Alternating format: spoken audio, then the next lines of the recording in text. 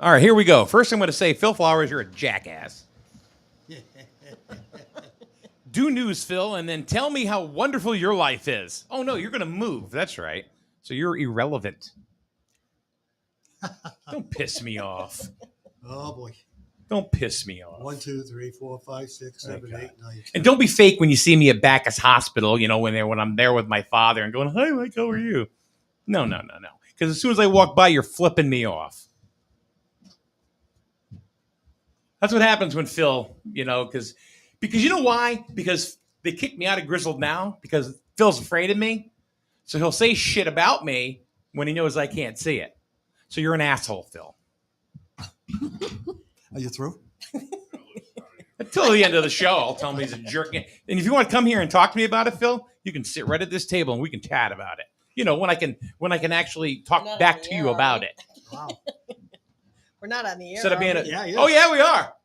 Oh my God. Yeah. So if you want to be a wuss and do that, come here and sit and have a conversation with me. We'll see how that goes. Yep. Hi. All right, let's get in a better mood now. Anyway, hey Paul, how are you? You calm now? Yeah, Okay. I just hate it when people talk behind your back because they ain't got the to say it to my face. It's over. Well, it is now.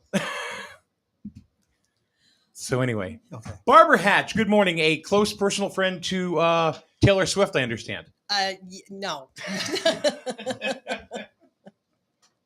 You're not? No, I'm not. I just go by your house every once in a while. You should have said yes. I'd have bought into it. I'd have bid it. So we have Barbara Hatch this morning, and we'll talk about why in just a second. And we have Nino. Is it Nino or Nino? Nino. Nino. Okay. Yes. And this is your dad, Yes, sir. Josue. Josue. Josue. Yes. Okay. All right.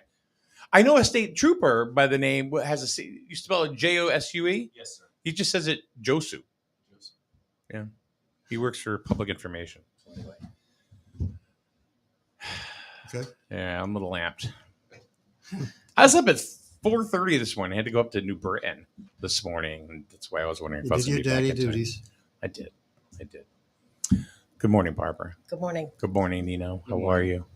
So I'm going to tell you what I understand, and then maybe certainly just kind of fill in the blanks. Tomorrow, there's going to be an event at Kevin Trahan's office on Route 138 where there's going to be a bus, and basically you're going to fill it up with all kinds of stuff and send it to Guatemala. What got you involved? My grandson was adopted from Guatemala. So last June of 2023, I went with the family to Guatemala to meet his birth family, but also to get together with a group of other adopted children from Guatemala and their families. We did some service work. We did some touring. And I fell in love with the people. I fell in love with the country. And so in January, I was invited to come back to a group called Women with Purpose. And it was 12 women. And we did pretty much the same thing, some service work and some touring. But before I left, my husband's dear friend, Ernie Bogue, asked if I wanted him to get a chicken bus for a group down in Guatemala. Can you explain what a chicken bus is? A chicken bus is actually a retired school bus from the United States. They are brought over to Guatemala and painted and made very personal, and it's actually public transportation. Okay. But so this group Asdivgua, which is the social organization for the integral development of Guatemalan families. Is that basically an acronym? That's what this is. Okay. Yes. Okay. I asked them if they would be interested in the bus, and they couldn't say thank you fast enough and yes fast enough. So the quest began for a bus, and so in January we got the bus, and then we were able to raise enough money to get it to Guatemala, and it's now ready to go. Nice. And we're going to try to fill it with items for the children and the families of Guatemala. I started out with books and school supplies. But we have, through Josue, You can come who's on in over here, Josue. Josue. has given us some more ideas of things that are needed, like compression socks for the elderly, hearing aids, reading glasses, even if they're used reading glasses from Dollar General, Sure. blankets, How electric about blankets, prescription glasses? No good. prescription glasses, absolutely. Okay. If somebody can use them, yes. What else did we have on that list? We was talking about compression socks for usually goes to those people with really little money. They have problems with like diabetes, with the swelling of legs and stuff like that. Usually, the money they cost to buy use a pair of compression socks Yeah. is sometimes the wages for 3 or 4 days, full Really? days of work labor for a person. So most people just deal with it because they have no, they don't have the money to buy them. So that's being from Guatemala and being able to the travel back and forth and being able to spend time with the people like that you can really see the needs that they have and some things that are kind of course they are normal for us living in America and being so blessed that we don't even think about the struggle that they have with little things, even like the reading glasses, like what Ronnie was saying when we went the first time to Guatemala. He went with me in 2016, and we brought glasses from Dollar Tree, Yeah. dollar glasses, and we give it. A lady was walking on the street, and we talked to her, and we asked her if she will be interested in trying them, and she tried them, and you had to see her face, just how it light up, just to be able to see like $1 with $1. Wow. Nino, how are you? Good. First of all, here let's swing the microphone on over to you, young man. First of all, there's a comment in the group already from Jen Brown. Says, Nino, we love you. So, how much did you pay her to say that? Tons of money. Tons of money. So, tell us how you got involved. I mean, Josue is your father. I'm Yes. assuming. Okay. Yes, through my father. He's actually born and raised in Guatemala. I have lots of family. I enjoy going there. It's a very beautiful country, and I enjoy learning about my heritage. So, how many times have you actually been to? Now, you were born here, right? Yes. And Josue, you were I'm born in Guatemala. born in Guatemala. Yes. Okay. Yes. How long have you been here? About 20 years? 20 years living Gotcha. in UT, actually 19 years living in Really? UT. Yeah. So, Live all my life here, basically. Half of my life, over half of my life already. and you've been here your entire life, I'm assuming. Yeah. Okay. And you're a freshman Yes. at Grizzle High School?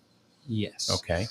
So you basically picked this up really from your father, I'm Yeah. assuming, right? Mhm. And what does this mean to you?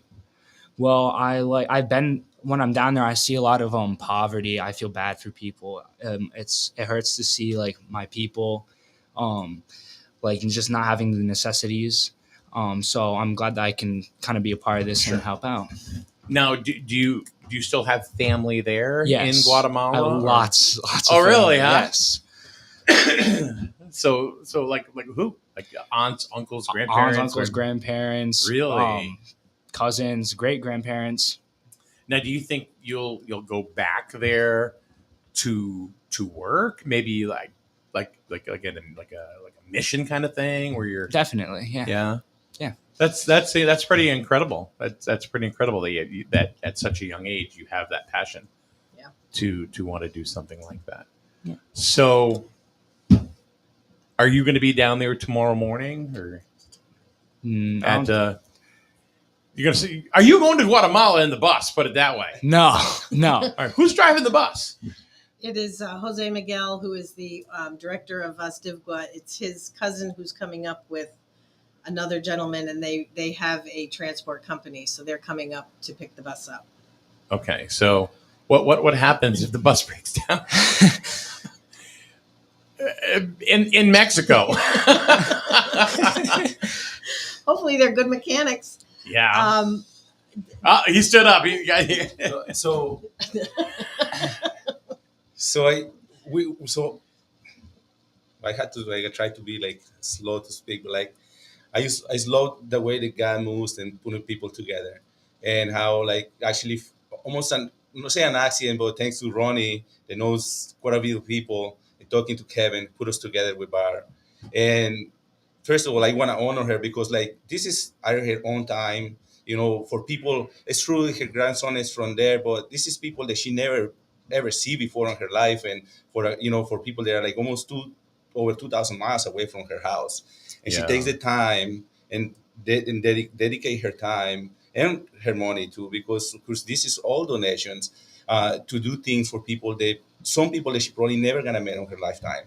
And I just gonna say thank you to her for that, because once we start getting into details like you asked right now about the bus going through Mexico, it's like it's such a complicated process. Used to try to get the bus down to Guatemala with the things they had to go through customs and the detail that they require for you. Even when she's doing everything and out of the will of her heart used to send the stuff there, they give you such a hard time. It's not an easy thing to do. Like it's no Yeah. use to say, "Well, I want to donate something for them." You buy it, you send it, and it's all done. It's a long process. Yeah, I don't even know how long she's been working on this already, and at least probably gonna take at least another good month to be able to complete what she's trying to do. Yeah. And it's just I just want to make sure that she receives the honor that Oh. she deserves for that. And I know, but that's the nicest thing, that she's not even looking for it. And so when she goes to the bus goes to Mexico, it's an adventure for them to go. It takes 2 weeks for them driving almost straight without sleeping, maybe driving 20 hours a day. Yeah. Through Mexico to try to get to Guatemala. If they leave, let's say Sunday or Monday, they will be at Guatemalan border at least 2 Mondays, or the following Monday, 2 months. So after. it'll take a couple of weeks to get there. It takes two weeks. One of the guys actually put the speedometer on it, checking the Yeah. miles it takes, and it takes almost 3,000 miles because all the loops they had to do going through Mexico, and they try to. What they want to do is to get there as soon as possible. Oh, sure. So it usually takes them driving Safely. Safely. They stop and sleep probably for 4 or 5 hours a day only. They get back when they take turns. That's the reason that there's two people usually when they drive. So when one sleeps, the other one drives. And it's a process almost 2 weeks, like almost nonstop, and only eating and resting for a little bit. And like you say, like hopefully they're good mechanics. And I ask the guys, they usually do, what you see sometimes when you drive, you see sometimes cars, they go off-road, blowing tires and stuff like that. Yeah. And that's a normal scenario for them when they to drive, but they figure it out on the way there. They find out resources to fix their cars on the wall. They bring extra tires so they can change them, extra belts if they need to change a belt. And for the most part, like with a high percentage, usually make it safe to Guatemala. What's it? I mean, is there a concern like going through the like going across the border to Mexico with all of the items that are in the bus? How does that work? I spoke with the customs the other day, and what they need to do, which they do have, is they need a customs agent. They call it a tramitador. And what that person Sounds like a bullfighter. what they will do is go through the bus at the Mexican border, seal everything, make sure that everything is legal and legit. They'll seal it all up, and then that customs agent will then have a customs agent ready at the Guatemalan border, and they will kind of go double through to check it to make sure it's the same. You mean? to make sure that it's the same, that everything is still there.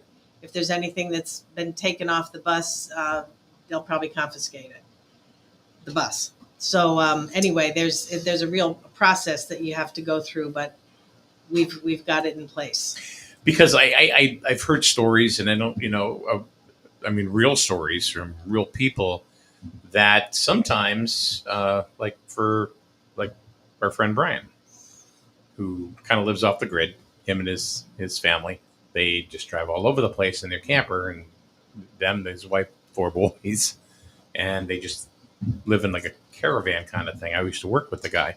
He says they went to Mexico. They said, first of all, it was one of the favorite places they'd ever been. They said it was beautiful. Mm-hmm. The people were lovely.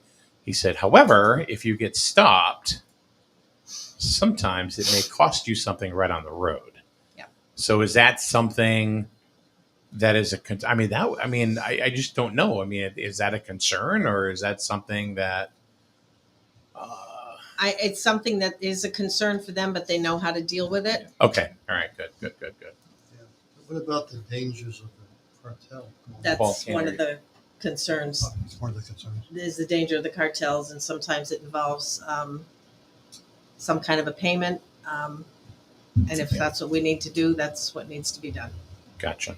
For the most part, this is people that do it right. They Regularly. drive on a regular basis, so they know where they're supposed to be, where to drive, where not to drive, and sometimes by the experience that people say, sometimes it's easier, like to pay a fine to someone, and usually they never really have any headaches as long they know get out of the way.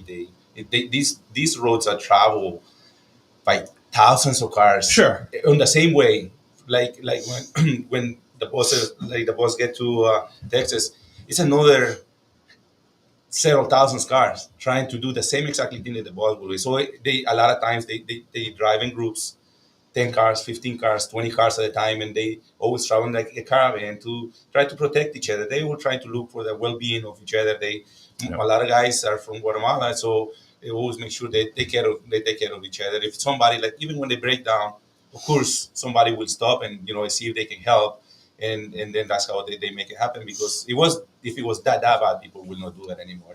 Right. Right. What part of Texas are you going through? Houston. Houston, but you got to cross the border into what part? Well, they gave me Because I know there's a couple of places that when you go across the bridge, you go from Texas across the bridge, then you're into Mexico. the border in, I don't know how to pronounce that. The Guatemalan border is, Tecunuman, that's for Guatemala. Tecunuman. I was just curious. and then the other one is McAllen, Falfurious. No, that one's not. No. That's the one in Texas. Hold on, I want to say something. By the way, for the people that say they can't hear, try to leave the group and come back in. Hold on, I want to say something. By the way, for the people that so that's off of my phone, so obviously it's there. So I just want to make sure that if you're having a trouble hearing for some reason, leave and then come back. Okay, go ahead, sorry. But obviously it works. Okay. Are we close enough to the mic? Yeah, you're good. It's You're quite good. an undertaking to go that distance from here, go across the. I don't think they can hear you, Paul. That's the problem. I had it turned that way. They go across from all the way down through Texas and then into Mexico and then to go. That's quite a trip. And what is it? 36. Where'd you go? 30, Josue, where are you? Yeah, it says about 3,600. 3,000, over 3,000, because when we fly, it's usually, it says like 1,800 because you go a straight line, of course. Yeah, it is a long ride. So one of my cousins, they usually go there for the winter. Yeah. And she said, you know what, we can save the flying because they take cars to sell sometimes. Yeah. So she took the ride with her husband to try it with her 2 kids. She's like, You just did it to try it? yes, just to try it. So they didn't have to pay for plane tickets when they left because they had to drive the cars anyway. And she says, like, it's so boring. You're sitting in a car like for all day long with a couple of kids in the back. It's like, she's like, we'll never do it again. So it is a sacrifice. Are we there yet? Yeah. Yeah, half an hour. Are we there yet? Huh? 3,400 miles. That's a long 60 distance. hours driving. I know driving 95 sucks. I mean, And that's it's gotta boring. Be I mean, it's got to be a boring yeah. ride. Have you done the drive, Barb? No, I've Why done, not? I've done You need the- that experience. Well, people ask me, do you want to go on? Do you want to go on the bus? No. It's like, no, I couldn't handle field trips with second graders for an hour. So Yeah. no, I don't. So, No, so you don't want any food products. no right? food, No no food- powder. no food no products. powdered drinks or liquids, anything No. like that. What's the it's- bunk bed project? The bunk bed project is one of the service projects that we did when we were there. Our group of 44 people raised enough money to purchase 72 bunk beds. And then we went into the people's homes and put them together. Wow. It included mattresses, Right. blankets, sheets, and all of that. And that was probably the most rewarding day ever. And I wish I had a picture of the smiles on the faces of these people when they, and especially the children, when they finally were able to sit on a bed that was going to be comfortable for them to sleep in. So, Nino, I have a question for you. Being a young man and all, what is it like for you? How growing up here and knowing what you have, Hmm. and then going to your home country Mm. and seeing what they don't have. How does that make you feel? It made me feel Especially really, the kids. yeah, Yeah. it made me feel really bad at first because I remember like being a little kid going to the store and begging for something and then crying to try and guilt trip my parents into getting it for me, or complaining because I didn't get something for Christmas. It's just like they don't get any of that, and I'm lucky to get what I get. Wow. Yeah. I guess even like when I don't get everything I want, it's still so much more than what they have. Yeah. It's amazing. They're excited about getting underwear. Yeah, It's They're amazing. excited about a Beanie Baby or a Yeah. Matchbox car. You don't want any of those, right? Yes, You we do? will take those, absolutely. When Miss Barr say something about when she brought the beds, a lot of these kids probably never sleep in a bed before. Right. You know, so a lot What of do they sleep on? The floor? Some on the floor, like so. Hammocks. Yes, I went to elderly house before that we helped to bring in some beds for the. It was a couple probably 80 years old. Their bed was four little posts made with used with the sticks, Yeah, yeah. 4 sticks with some planks on top, with some like this cloth on top only. Yeah. And they sleep like that all their life. And some of the little kids, On planks? Yeah. I bet their backs feel great though. That's supposed to be really good for you, but they made an item. not But- comfy. But I mean, But I guarantee you that the kids they brought beds to, a lot of them is probably the first time they ever tried the softness of a mattress, Yeah. which is just amazing. Like for something that is normal for us, automatically. anything that you've like brought, the more modern type stuff to people in Guatemala. Do you have people rejecting it?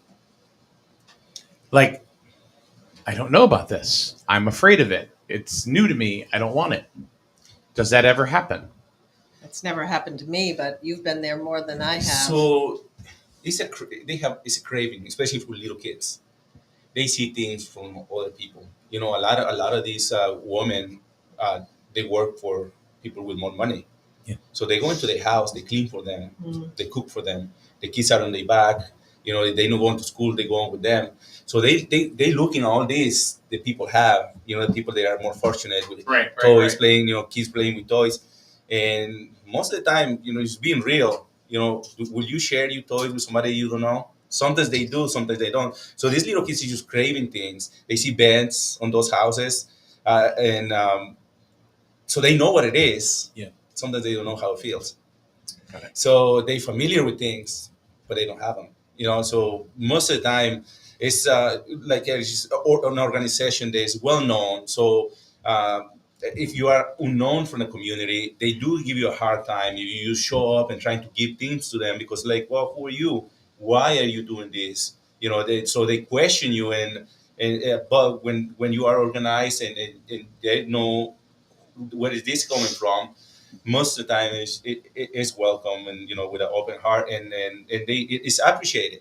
One thing that I mentioned to Bar was my experience when I was little in Guatemala is I did grow up in a very poor house when I was little. My dad had some issues with with habits, and so I grew with really little. And I remember I was an organization from the United States. They have an American guy, big guy. His name was Roscoe. They used to call him. He was donating his time and feeding the young children after school program. And we used to go there. And one year they actually brought gifts for us. And I remember when I was about 7 years old. So you were one of these kids. Yes. Okay. Yes. And I received a little Ziploc bag from a kid from the United States with a little Winnie the Pooh bed, some toothbrushes and little things like that, and a little picture of a guy they will send me the little bag, and it marked my life until today. Because I remember that they're saying. I was gonna say you remember it. I will always remember it until the day I die, probably.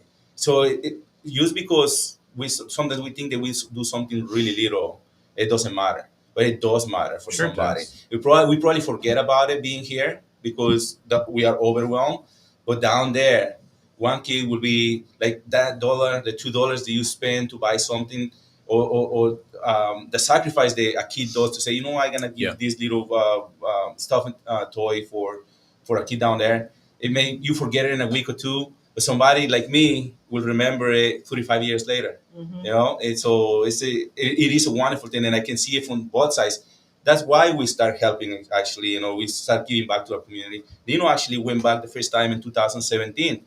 He was what seven years old when we went, and so I started teaching them since then how to give back to his community. So that's the first thing that we start doing is getting matchbox cars in Yeah. our luggages when we go back there. He been there almost at least once a year since then. And we go to the local market and we ask for permission to a parent and say, hey, can we give a toy to your kid? And we give the toy to them, and that changed their lives. Not their lives, but like their day, and you know they will remember. And it's Absolutely. a dollar thing, you know. Yes, hope. So now you said there was a little picture. Yeah. In the back. Was that the person that sent it to you? Yeah, that was the person that sent it to. They put it on the bag that I received. It was the picture of the kid. Was it like a sandwich bag? Like just Yes, sandwich bag. So let me ask you: did you ever meet that person? No. Okay. Well, no, I didn't know if like no. So is that what made you decide I want to go to America, or No. how did you get here? So What brought you here? dreams? Yeah. Dreams. I didn't really like college, so my parents sent me to school. I went. I was by the time that I went to middle school, high school, my parents' situation changed, and actually was able to send me to a private school to finish my high school career, which is like a technical school. I became an accountant, and then my grandparents wanted me to keep going to school, so they sent me to college. But you know, like a lot of kids don't make the right decision. You know, right? They end That's up why here. we're kids. Yes. You know. But through the years, I used to regret. I was like, well, why I didn't finish college? You know, because I suffered. I had no education. You know, so I had to become a construction worker. You know, which is a very honorable job, Absolutely. but it's a very hard job. Yeah. And like I never had to work as hard in my life as when I tried the first few days. I say like, what did you say? Why what I did? Why I did this? This is like I should just go to college and finish my college. Hey, too late to make that kind of changes. So I just stick with it. But over the years, I start realizing that everything in our lives happens for a reason. You know, and today you see what I am today, speaking, right? Yeah. Knowing the people that I know, and being able to bless people back in my home country, and the same thing, just like meeting with Bar, like so randomly happen, you know, and so everything happens for a purpose. So I had to start learning like a few years back to accept that we have a purpose, and sometimes we may not understand what is happening in our lives, but even when it looks very ugly, that doesn't mean that it's bad and it's for us to destroy us. Sometimes it's just to make us stronger, and help us to grow and be able to do what we're supposed to do in life. And today knows that, and it became a true, it came a reality of my life. And now it's like every time that I go back, I notice like, so what we do is we take a little carry on for our clothing, because we have, we leave clothes over there when we go, because we have a little home there. And our luggage is, we put donation things on it. It's stuff that we don't even have to spend money on it. It's stuff that are laying around in your closet, and we grab it, we put it in our carry on, in our bag. It costs us $30 to put it in there. Most of the time it costs us no money to get the stuff. And then you go, we find out, my sister is in charge of charity in the church, the local church down there. So she knows people and knows kids that are in need. And so we try to target those people. We know, like I said, we was speaking with Barb. They have an organization down there. So they know who needs it. Because a lot of people, a lot of times people are like, they don't feel confident about donating, because they think that the donations will not get to what we say they're going to get. But when we are organized, like she's organized, It's people that are making sure that these donations, for as small as it is, are gonna go straight to the people and are gonna get Right. lost in the process. So that's what we've been doing for the last few years. Is putting stuff like the donated stuff. People give me like uh, toys and stuff like that, and we just go. We find out a family. We usually pick a family or two that we can help, and we go see them. We bring food to them. We bring some clothes to them, and we also focus on widows, because there's a lot of people, 65, 70-year-old ladies. They live by themselves. They have nobody to help them or do anything for them. So what we do is we target those persons to give them a hand, trying to fix their house, do a little home improvement. Actually, when we go next week with my older son, we're gonna go and do a fence for a widow, and we're gonna do some missionary work in a couple places in Guatemala, and it's a thing that comes. Makes you happy, doesn't it? It fills I up. can tell. It I can fills just up, yes. tell by looking at watching your face Yes. when you're And, talking about this, and you can see it makes you happy. And you too. You just kind of like, yeah, I'm digging it. and that's what it surprised me about, like with Bar, like that's kind of, you can say, well, that's normal for him because he's from there, Yeah. But where that comes from for her, Exactly, yeah. that those makes my heart happy. You just and that's fell in the love reason, with it, is that? Yeah, Yeah. I fell in love with the country. I fell in love with the people. I fell in love with the group I was with. It was one of the most rewarding experiences of my life. What's it, Nino? What's it like for you? Like, to hand something over to somebody else, from your home country, and just to see the gratitude they look at you, that they. What does that do for you? It makes me really happy, and like those Matchbox cars, a lot of those were from when I was little. Like I had a box filled with a lot of the Matchbox cars, and so we brought those down there and gave them to kids. Yeah. It's amazing, isn't it? I always say it's better to give than to receive. So The smiles are unbelievable that you get, and you're so happy at times that you want to cry. yeah, Because I'm it's- sure. Yeah. It's just such a wonderful feeling. Now, somebody else that's involved vicariously is Ron. Come on over here, Ronnie. Get on the camera for a second. Ronnie Grumko. Most people know you. Yeah. No, you gotta go get right behind. Nino's your grandson, right? Yes. Okay. All right. So, how do you feel about this entire project? Oh, it's great. I just got back with Nino. I was there for 15 days. The two of you. August 1st to the 15th, and traveled all over the country. It's a beautiful country. Yeah. It really is. That's what I hear. And very poor, and what these guys are doing is great. It really, really is. Yeah. I was there with Josue when they gave that lady the glasses, and that's just stuck in my head. Started crying, oh my God, and picked up something could read, where they would just figure that's it. And now they just can. the little things, yeah. Yep. And they couldn't read without them. Right. Which is, you ever watch? This is going to sound silly, but the Twilight Zone? Yep. Did you ever see the episode where the world blows up and the guy is in the bank vault, and he comes out and finds out everything blew up, but he was protected. He's the only person left on Earth. And then he'd go to the library. He was like, and he had very, very thick glasses. He'd go to the library and he'd pick up all these books and he goes, I'm going to read this Monday and Tuesday. And then he dropped his glasses Oh no. and they broke. So it's like he couldn't do it anymore because it's, you know which one I'm talking about? Yeah. What people don't realize, Mike, But it's amazing. Like you're giving them a life. You're Yeah. something to, there's no weed whackers, lawn mowers, any of that. It's all done by hand down there. Everything. Plow a garden. I got a video of a guy with a big hoe. He just does a whole garden. Guys working acres, someplace acres. acres, yeah. Wow. All by hand. It's amazing. What's the biggest export out of Guatemala?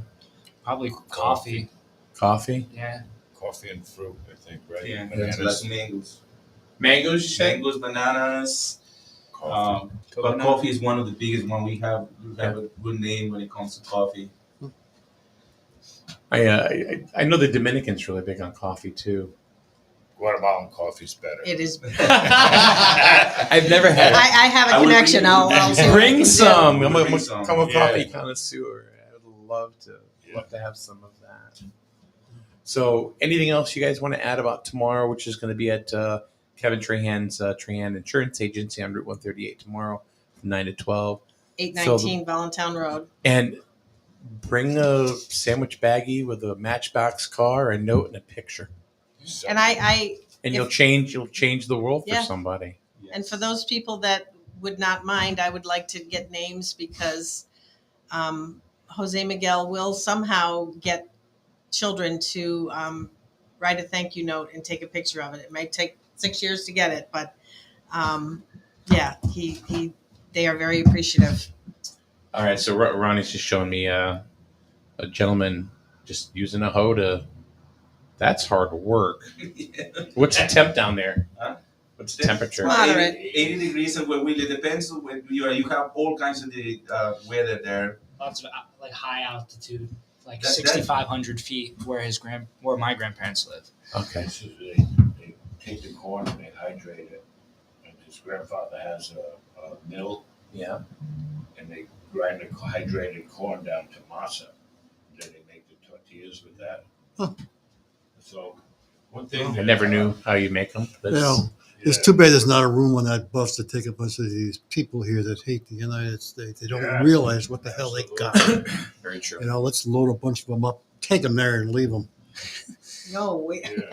We don't find let's keep that country happy. Oh, you don't want to change this? Oh, you guys are There's a silly. big difference between needs and wants. And they Yeah. have what Yeah. they need, and that's all they have. I'm just looking here at my my list of things. Kevin has them on his Facebook page, but in case you don't have it, hang on one second. One of Kevin Trahan's. Yeah. So some of the things that are on here are compression socks, reading glasses, hearing aids. They can be used, but just make sure that there's a charger to go with it. Electric blankets, beanie babies, Oh. Hot Wheels or Matchbox cars, backpacks, flashlights, umbrella strollers, not the fancy strollers they have now, but just the ones that you can fold up quickly. Jose Miguel even said bicycles. And bicycles more for adults because for many people that's Transportation. how they get back. Yeah. Yeah. Wow. You said No hearing aids, but a No lot of the light people who have boxes. older hearing aids, they're battery operated. Oh my God. The chargers Oh, didn't geez, come out till I like a few years ago. Yeah. Those might be difficult to get them with chargers.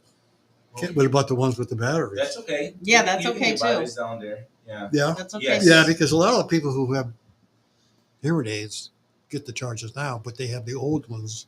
They keep the backup for battery, which I have.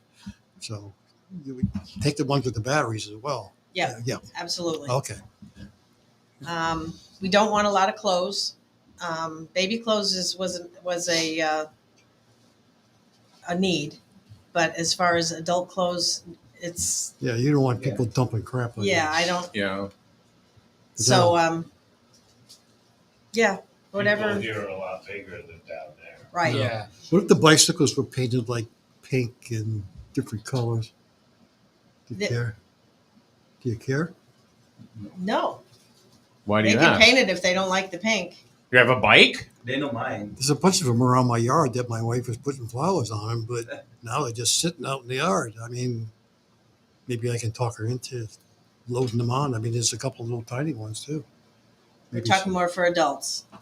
there's some children one. Yeah. There's some little two wheelers for little kids. Yeah. I'll have to ask her if I could get rid of them. Well, If I think not, this we'll throw is them in a dumpster. I think this is wonderful that you guys are doing this. Especially They do it to the buses. They trip It's the them all bikes. that's it's a nice fucking bus. Actually, didn't have a bike until I was almost 10 years old. Really. No bike. In the same bike, my sister, I was a pass on bike to her and I teach her to ride the same bike until like I was 13, 14 years old probably. Like, so it is a big deal, a bike Sure. for people. And like you say, usually they use they tools, they tie them in the frame of the bike and they ride. Because some people, some people have to walk or maybe half an hour to go to work. So they get off 4 o'clock in the morning to be there by 5:30, 4:30 to start the work early. Because usually people try to, get the work done before the sun gets too hot. So Makes sense. it is a big thing for them, the bikes. I'm going to ask her if she wants to get rid of them. So anyway, Josue, thank you so much. Barbara, Nino, look, man, this is parenting done right. I mean, when you have that kind of culture, Yeah. when you're growing up with that kind of culture, giving back and then never forgetting where you come from, Yes. keeps you humble, doesn't it? Yeah. Yeah. Chicks dig it. Yeah. No. Where you from? Guatemala, baby. All right.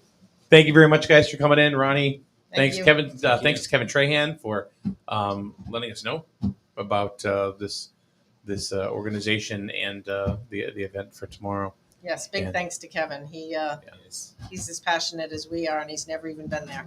Absolutely. So Oh yeah, I talked to him on the phone, and he's very passionate about it. Yeah.